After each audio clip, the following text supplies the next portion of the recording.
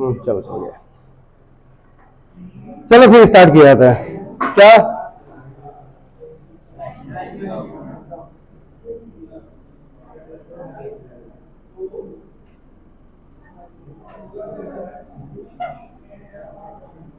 National income aggregate सभी को पता है। एग्रीगेट करने का sense GDP at market price, GDP, NDP, NNP, ये सब पता है ना सारे एग्रीगेट्स। बताओ अच्छा डोमेस्टिक इनकम क्या होती है एग्रीगेट्स में। जीडीपी एमपी, वाह क्या बात। एनडीपी एमपी, बेटा एमपी तो कभी मार्केट प्राइस तो कभी आएगी नहीं। वाह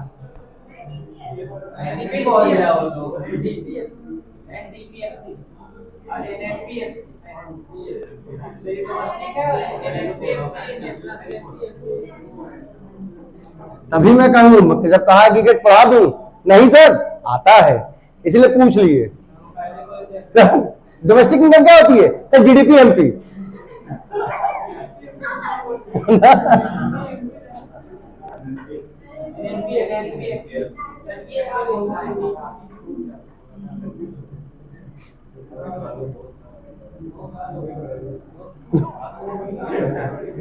नहीं नहीं, हाँ सर सर एग्रीगेट तो आसान है सर, बहुत एकदम समझ लीजिए एकदम हलवा है, तुरंत आ जाता है ना एग्रीगेट, कोई दिक्कत नहीं। अच्छा एग्रीगेट आता है, हाँ सर आता है। डोमेस्टिक इनकम क्या होती है सर, जीडीपी एमपी, नहीं सर एनएनपी एमपी, ये इनकी तरफ से एक आंसर आया सर एनएनपी एमपी। पहली चीज तो जो भी चाहे डोमेस्टिक इनकम चाहे नेशनल इनकम, याद रखिएगा वो हमेशा फैक्टर कॉस्ट पे होती है। चाहे डोमेस्टिक इनकम बोले चाहे नेशनल इनकम, हमेशा फैक्टर कॉस्ट पे होती है, कभी भी वो मार्केट प्राइस पे होगी ही नहीं। अच्छा ऐसा है क्या सर, ऐसा ही है ना। तो फिर ये बताओ मार्केट प्राइस और फैक्टर कॉस्ट में क्या डिफरेंस होता है, अगर एक लाइन में पूछे तो। लो ऐसा सन्नाटा छाया। Yes that's the answer sir, when tax included then जो प्राइस बनती है वो मार्केट प्राइस होती है, और फैक्टर कॉस्ट में टैक्स नहीं होता, लेकिन मार्केट प्राइस में टैक्स। एक नॉर्मल सी चीज को जानने के लिए इतना चीज बहुत है, ठीक। तो चलो एग्रीगेट अभी नहीं पढ़ाते, मेथड पढ़ाते हैं। एग्रीगेट आता है ना सबको, कि पढ़ा है एग्रीगेट। एग्रीगेट दौड़ा, अच्छा दौड़ा क्या बता दें, कैसे दौड़ा के बता दीजिए, दौड़ा देंगे तो। नेम क्या बताएंगे यार, नेम नेम नहीं पता। एग्रीगेट में क्या बताया जाता है, क्या कौन कौन से एग्रीगेट बनते हैं। 8 एग्रीगेट है, और 7 भाई 7 से फॉर्मूले बनते हैं, 8 से 56, 56 फॉर्मूले कैसे चेंज होते हैं ये तो पता ही है ना। यही बताएंगे कि फैक्टर कॉस्ट को मार्केट प्राइस में चेंज किया जाए तो क्या जोड़ेंगे क्या घटाएंगे। मार्केट प्राइस से फैक्टर कॉस्ट, ग्रॉस से नेट बनाना है, डोमेस्टिक से नेशनल बनाना है, फैक्टर कॉस्ट से मार्केट प्राइस, और क्या बताएंगे। अगर ये नहीं आता तो बताओ। आता है, सीधे आते हैं कहां पे, मेथड पे, और पहला मेथड पढ़ते हैं। अच्छा कितने मेथड है ये तो बताओ, कौन कौन से। कौन से? अभी कुछ और बोले थे, अभी कुछ और बोले थे। मैंने पूछा कौन सा मेथड है, कहता था नेशनल इनकम। मुझे सुनाई दिया, मैं कितने मेथड, कहा था 3, बताओ कौन सा। Sir national income, sir GDP, sir NDP. 3 method है। चलो कितने method, value added method, income method and expenditure method, इतना तो पता है ना। आज जो बात की जाएगी कौन से मेथड में,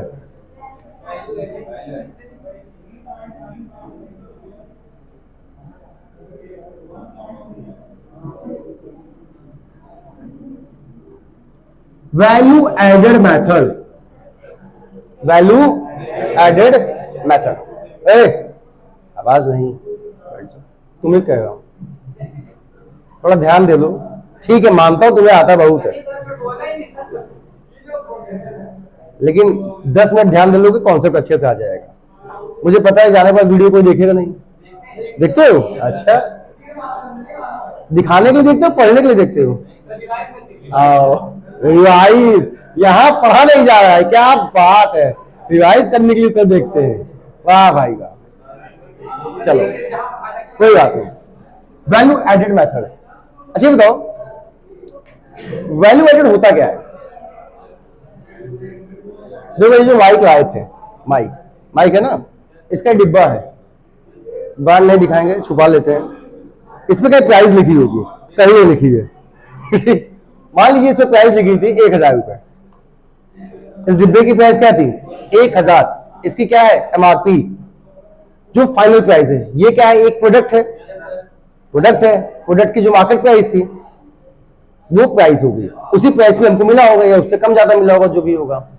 अब ये वैल्यू एडेड मेथड में हम नेशनल इनकम को निकालते कैसे, हमें ये जानना है कि वैल्यू एडेड से नेशनल इनकम निकालते कैसे। तो एक छोटी सी चीज से सीखोगे, ज्यादा अच्छे से समझ में आ जाएगा।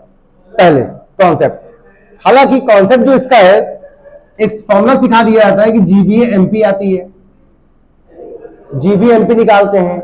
जीबीएमपी कैसे आती है? Value of output minus intermediate consumption sales. वाह बेटा, value of output minus intermediate consumption is called GVMP. और कहा जाता है कि जीबीएमपी क्या होती है? जीडीपीएमपी। मतलब अगर जीबीएमपी मिल जाए तो जीडीपीएमपी मिल जाएगा, और जीडीपीएमपी मिल जाए, डेप्रिसिएशन मिल जाए, इनडायरेक्ट टैक्सेस मिल जाए, आराम से नेशनल इनकम, डोमेस्टिक इनकम निकाल सकते हो, अगर बाकी के एग्रीगेट्स मिल जाए तो। कोई दिक्कत? चलिए, तो बात की जाती है कि जीबीएमपी निकालने के लिए वैल्यू ऑफ आउटपुट और intermediate consumption, value of output से माइनस किया जाता है। फिर एक फॉर्मूला तुम्हें सिखाया जाता है कि बेटा ये वैल्यू ऑफ आउटपुट का फॉर्मूला याद कर लो, और याद क्या कर लो? Sales plus change in stock. तुम माइनस का याद रखे हो, जहां देखो वही माइनस, जहां देखो वही माइनस। माइनस यहां आता है, चेंज इन स्टॉक का फॉर्मूला।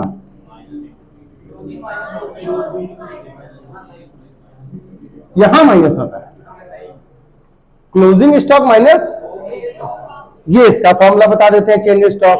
और आप बच्चे क्या याद कर लेते हो? फॉर्मूला, और जितने भी क्वेश्चंस आते हैं आप फॉर्मूले पे रख देते हो, आंसर आता है, और you become an expert in national income. Just answer निकाल लिए। सोचते हो क्या?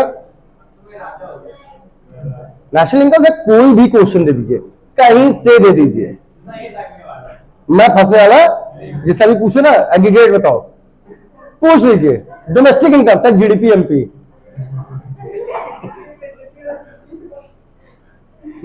यही है ना। तो देखो बेटा ध्यान से, फॉर्मूला याद करोगे, बार बार भूल जाओगे, याद है तो अच्छी बात है, क्वेश्चन लग गया, मार्क्स मिल गया, अच्छी बात है। But what is this? ये है क्या? ये है क्या एक्चुअल में? तो एक सिंपल सा लॉजिक जो अभी मैंने बताया, मानिए ये एक प्रोडक्ट है, ये माइक एक प्रोडक्ट है। माइक बना कैसे होगा?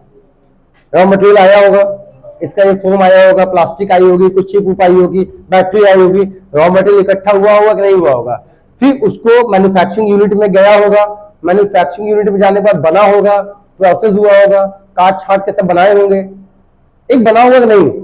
तो इसको समझिए पहले अच्छे से पूरा कॉन्सेप्ट, उसके बाद नेशनल इनकम अपने आप समझ में आ जाएगा।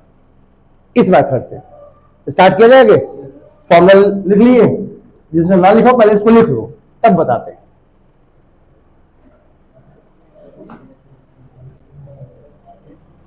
फटाफट लिख लीजिए, जिसने फॉर्मूला ना लिखा हो पहले फॉर्मूला लिख लो, फिर समझाते हैं कि आखिर ये है क्या, वैल्यू एडेड मेथड है क्या।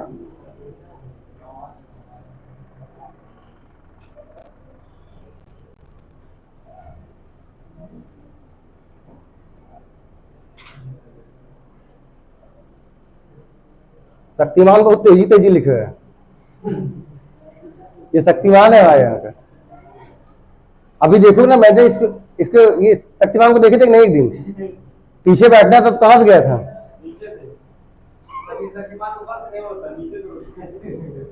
चलो लिख लिए, राधे। अब देखो बेटा, फॉर्मूले में अगर तुम्हें दो चीज अच्छे से समझ में आ गई तो तुम इसका क्वेश्चन वैल्यू एडेड मेथड का हमेशा निकाल लोगे। जैसे सबसे पहली चीज क्या सीखना है? वैल्यू ऑफ, थोड़ा स्पेस लेके लिखते हैं तो ज्यादा अच्छा समझ में आएगा।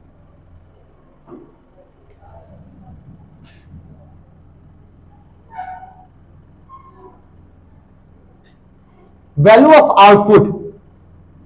किसी बच्चे से पूछो ये वैल्यू ऑफ आउटपुट होता क्या है, उसके मुंह से सीधा निकलता है sir sales plus change in stock is called value of output, because ये एक फॉर्मूला है और हमने याद किया है, यही हम वैल्यू ऑफ आउटपुट जानते हैं। निकलता नहीं मुझे, बस यही सेल्स प्लस चेंज इन, लेकिन ऐसा कुछ नहीं है। ये तो एक फॉर्मूला बना दिया गया, शॉर्ट फॉर्म में ट्रिक बना दी गई, फॉर्मूला बना दिया गया, याद कर लो, आएगा आंसर लगा देना, यही आएगा। एक्चुअल में वैल्यू ऑफ आउटपुट होता क्या है? देखो बेटा, एक ही चीज तुमको दिखाए थे, ये क्या है? ये एक आउटपुट है। ये माइक हम लगाए, ये क्या है? एक आउटपुट है। इसकी वैल्यू क्या होगी? तो इसकी वैल्यू वो होगी जो उस पर लिखी होगी। भैया इस माइक की वैल्यू क्या होगी? जो इस डिब्बा पर लिखी होगी, वही वैल्यू क्या है?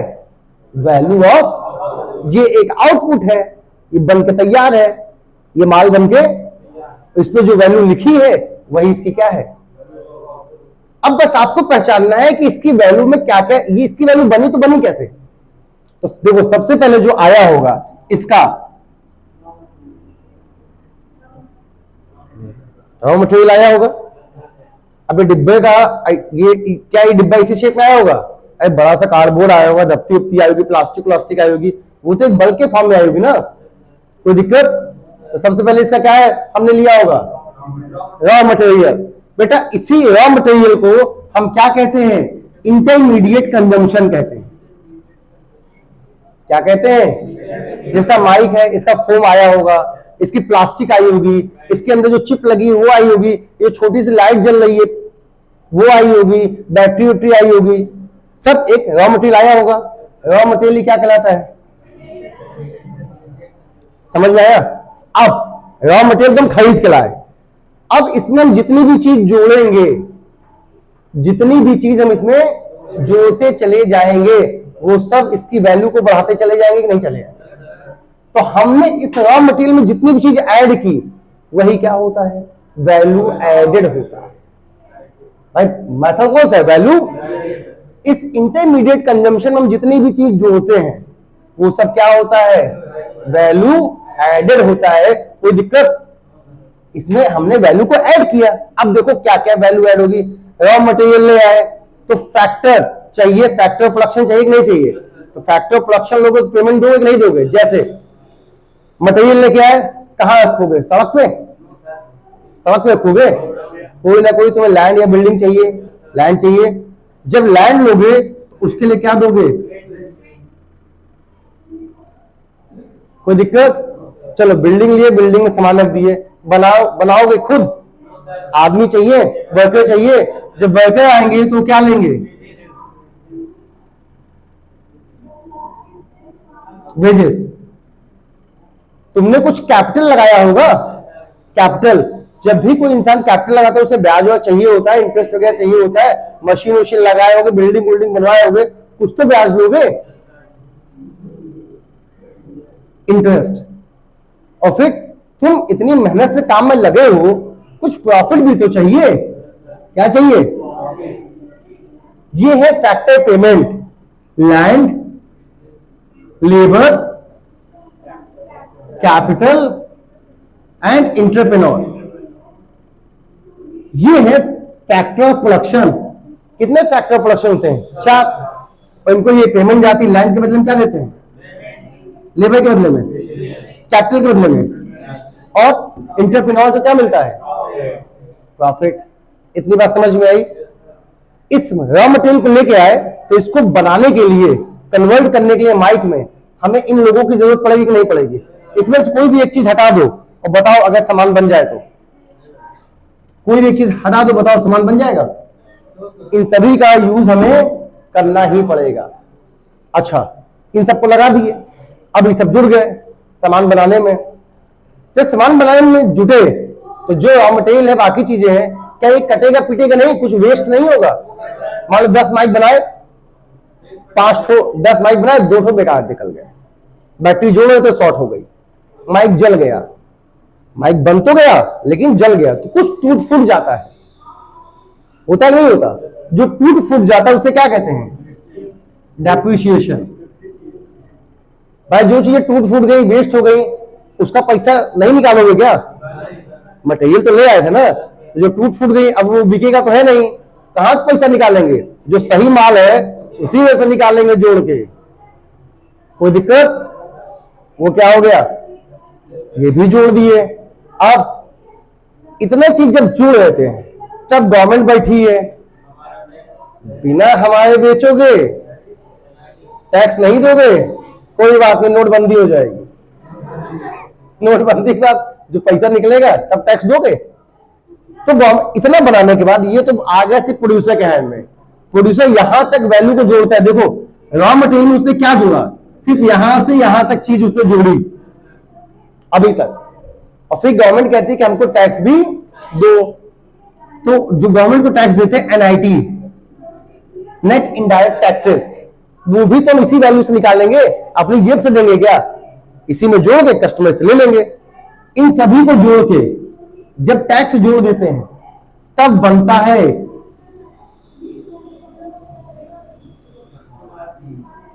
एमआरपी। एमआरपी जो होती है वो यहां से यहां तक होती है।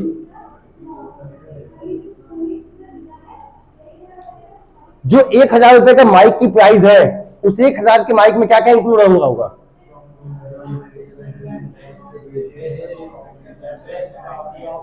जो टूट फूट गया था उसका भी पैसा इसे निकालेंगे, प्लस जो गवर्नमेंट को टैक्स दिए उसका पैसा तो हम कस्टमर से लेंगे। इसीलिए हमेशा एमआरपी के नीचे लिखा होता है इंक्लूडिंग ऑल टैक्सेस। कभी भी देखो एमआरपी के नीचे छोटा सा लिखा होगा इंक्लूडेड ऑल टैक्सेस, जो कि अब एक ही लगता है जीएसटी। पहले तो बहुत लगते थे ना, वैट सैट सी सैट सब लगता था, अब तो एक ही लगता है जीएसटी। तो इंक्लूडिंग ऑल टैक्सेस। ये एमआरपी समझ में आई? एमआरपी समझ में आ गई नहीं आ गई? और एमआरपी क्या होती है? एक आउटपुट की वैल्यू होती है। कोई दिक्कत? वो जो फॉर्मूला पढ़े थे sales plus change in stock, ये सब वो ठीक है, डायरेक्ट क्वेश्चन लगाने के लिए ठीक है, लेकिन कॉन्सेप्ट क्या है? वैल्यू ऑफ आउटपुट आखिर से है क्या? तो क्या है? कोई दिक्कत? ये है वैल्यू ऑफ आउटपुट। अब देखो वैल्यू ऑफ आउटपुट से आप सिर्फ निकालते क्या हो? इंटरमीडिएट कंजम्पशन को हटा दिए, ये पूरा वैल्यू ऑफ आउटपुट था।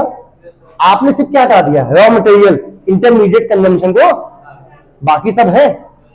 जैसे इंटरमीडिएट कंजम्पशन उठाया, ये सब मिलकर क्या बना देता है?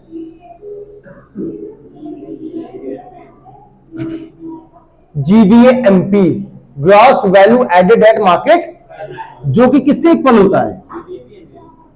GDP MP. मतलब ये टोटल क्या है तुम्हारी? जीडीपी। फॉर्मूले में यही तो लिखे थे, value of output minus intermediate consumption. Intermediate consumption क्या था? रॉ मटेरियल, हटा दिया यहां से, उसको हटा दो। क्योंकि हम मेथड कौन से पढ़े हैं? ये तो हम खरीद के लाए थे ना, ये तो खरीद के लाए थे। वैल्यू कौन सी ऐड की है? तो वैल्यू एडेड में जितनी वैल्यू ऐड की है वही तो इनकम होगी। जो खरीद के लाए थे तो पैसा जा चुका है, इनकम क्या होगी? जो हम खरीद के जो वैल्यू ऐड हमने किया है, तो हमने यहां से यहां तक वैल्यू ऐड किया था, इसको खरीदे थे, उसको हटा दिए, ये क्या हो गया? Value added, gross value added. GVA का फुल फॉर्म क्या है?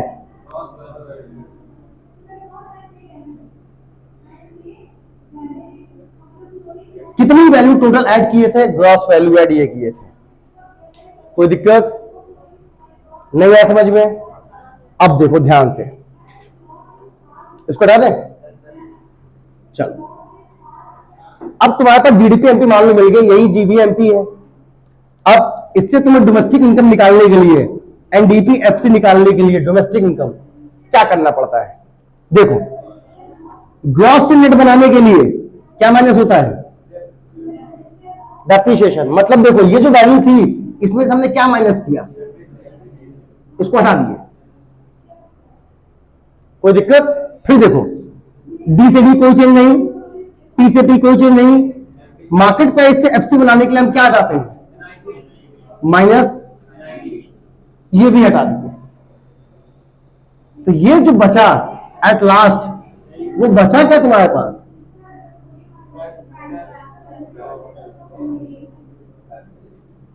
यही तो बचा फैक्टर पेमेंट, कि कुछ और बचा? खाली फैक्टर पेमेंट बचा, जो कि हाउस होल्ड को होगा।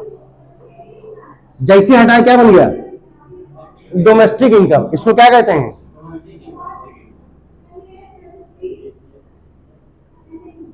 कोई दिक्कत? और डोमेस्टिक इनकम को नेशनल बनाने के लिए सिर्फ एक चीज जोड़ा जाता है, विदेश से आई हुई इनकम। भाई ये तुम्हारी क्या बन गई? Domestic income. सिर्फ इसमें एक चीज जोड़ दो, विदेश से आई हुई income, NFIA, net foreign income from abroad. Net foreign income from abroad. यही क्या बन जाएगा? NFIA जोड़ने के बाद NNP, FC, आ गई तुम्हारी नेशनल इनकम। डोमेस्टिक इनकम निकाल लो। डोमेस्टिक इनकम, डोमेस्टिक इनकम में हमेशा बाहर से कमाई हुई इनकम, अपने देश के बाहर से कमाई हुई इनकम, फॉरेन से कमाई हुई इनकम को हमेशा जोड़ देना। वो इनकम कैसी बन जाएगी? नेशनल। डोमेस्टिक में सिर्फ क्या जोड़ना है? NFIA। वो इनकम क्या बन जाएगी? ये था total concept value added method का। बताओ कहां नहीं समझ में? बेटा नेशनल इनकम कुछ नहीं होता। नेशनल इनकम यही होता है क्या? Factor payment, factor payment plus NFIA। Factor payment plus NFIA को दूसरे और किस नाम से जानते हैं? NFIA को कोई फॉर्मूला बताया गया था? फीफा माइनस फीका। ये क्या है? आप foreign income from abroad minus foreign income to abroad, या एक्सपोर्ट माइनस इंपोर्ट।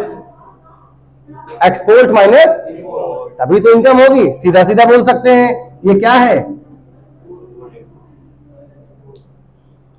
भाई? Foreign income from abroad, foreign income FIFA, यही पढ़े ना?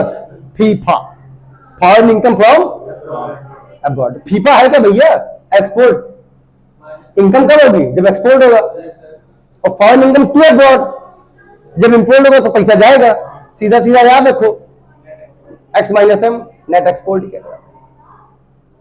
कोई दिक्कत नहीं आया समझ में? आ गया? कोई doubt? Gross value added method खत्म, और इसमें कुछ नहीं। ये तो एक मैंने पूरा कॉन्सेप्ट बता दिया कि अगर सब कुछ दिया हो तो आप लिख सकते हो। अगर मान लो सेल्स दिया है और क्लोजिंग स्टॉक दिया है, चेंज इन स्टॉक दिया है, क्या नहीं निकाल लोगे? Sales plus change in stock क्या हो जाएगा? अच्छा, कई जगह ये लिखा है, बच्चे ये भी जानते, थोड़ा कंफ्यूज होते हैं, उसको अच्छे से सीखना। हटा दे से। तो ये वैल्यू ऑफ आउटपुट का पूरा कॉन्सेप्ट था। इस कॉन्सेप्ट जिसके भी दिमाग में आ गया, उसका वैल्यू एडेड मेथड कभी गलत नहीं होता। अगर ये कॉन्सेप्ट जिसके दिमाग में बैठ गया, वैल्यू एडेड कभी गलत। अब दूसरा कॉन्सेप्ट क्या है जो आप पढ़ते हो? वैल्यू एडेड नहीं, value added, value of output. Value of value of output जब बच्चों से पूछो, सीधा एक नाम लेते हैं, सेल्स। कहते हैं sir value of output is equal to sales. जितना सामान बेचे वही वैल्यू ऑफ, नॉर्मल सी बात है, जितना सामान बेचे वही क्या है? Value of output. बहुत सारे बच्चे कंफ्यूज हो जाते हैं कि चेंज इन स्टॉक को क्यों लेते हैं वैल्यू ऑफ आउटपुट में? भाई वैल्यू ऑफ आउटपुट का मतलब तो सेल्स है। इनकम कहां से है? बिजनेस है। नेशनल इनकम में तो वैल्यू ऑफ आउटपुट क्या होनी चाहिए? सेल्स। तो ये बताइए कि आपने ये क्यों बता दिया कि जो चेंज इन स्टॉक वो क्यों जोड़ेंगे? देखो, value of output is equal to sales कब होगी?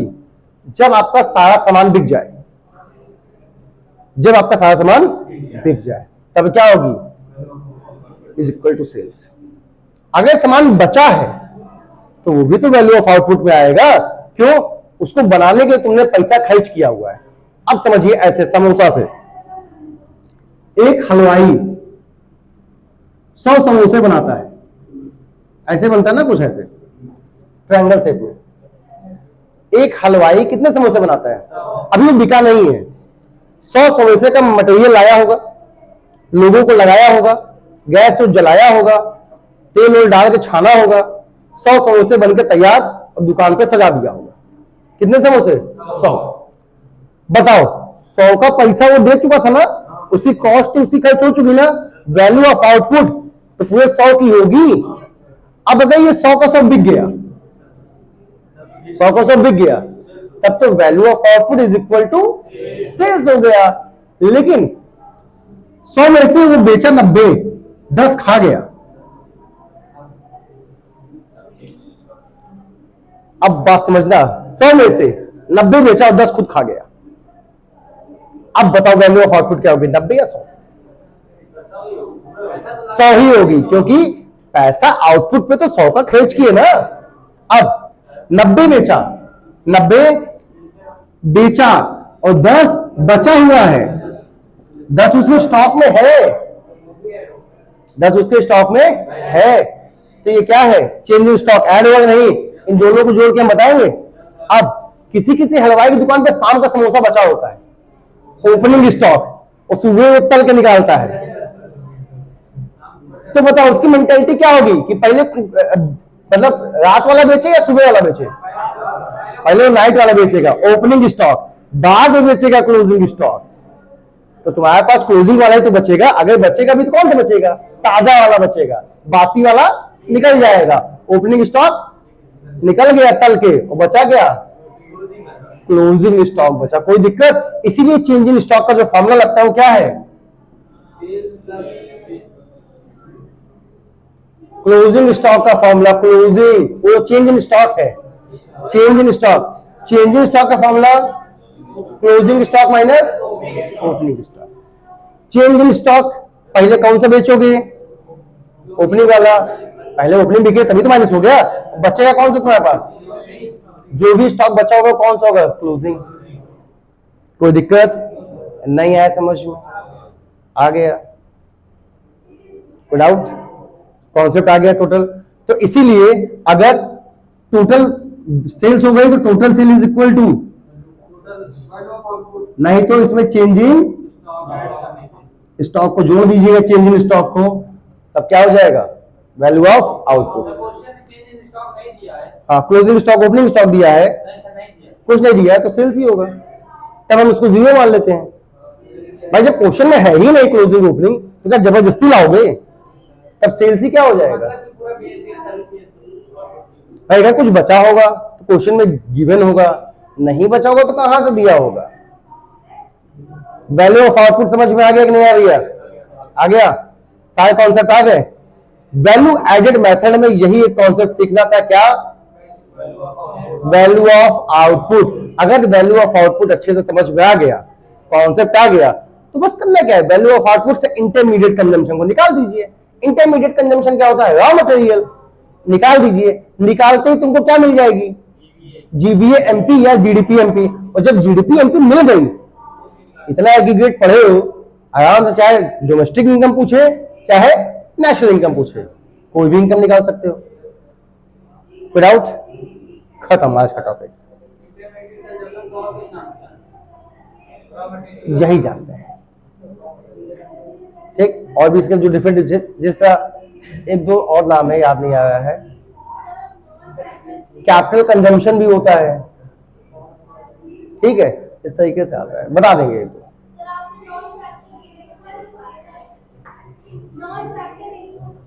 हाँ, तो नॉन फैक्टर इनपुट होता ही है भाई, इंटरमीडिएट। भाई देखो ये क्या है, ये जो हम जोड़े थे वो फैक्टर पेमेंट था, रॉ मटेरियल क्या है, नॉन फैक्टर पेमेंट। वो फैक्टर पेमेंट थोड़ी ना है, वो तो नॉन फैक्टर है ना। और कोई दिक्कत? किसी को और कुछ पूछना है? कोई ऐसा जिसका कॉन्सेप्ट अभी भी क्लियर ना हुआ हो? आ गया। Value of output minus intermediate consumption is equal to GVMP, और जीबीएमपी जैसे मिल गया काम खत्म। वैल्यू ऑफ आउटपुट क्या होता है? Sales plus change in stock. और दूसरा तरीका क्या है वैल्यू ऑफ आउटपुट निकालने का? जो कॉन्सेप्ट बताया कि किसी भी चीज की वैल्यू हम एमआरपी कैसे लिखते हैं, समझ में आ गया? ओके, तो बस आज के लिए इतना ही काफी।